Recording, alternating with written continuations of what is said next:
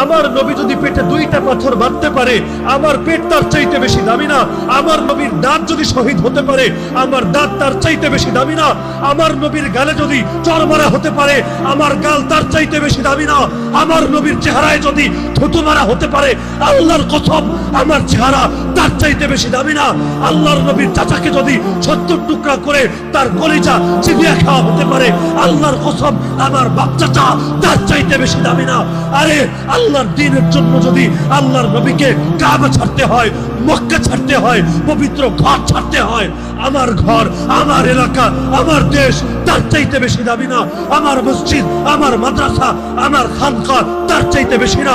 আরে প্রয়োজনে দুনিয়ার সব ছাড়বো, প্রয়োজনে নিজে শহীদ হব, প্রয়োজনে আমার স্ত্রী বিধবা হবে, আমার সন্তান এতিম হবে, আমার বাপের কোল খালি হবে, আমার মায়ের চোখ থেকে অশ্রু ঝরবে, কিন্তু আল্লাহকে সাক্ষী রেখে আজকে বলে যাবেন, হে আল্লাহ, যে কোনো মূল্যে তোমার জমিনে তোমার দিনকে ভুলুণ্ঠিত হতে দেব না।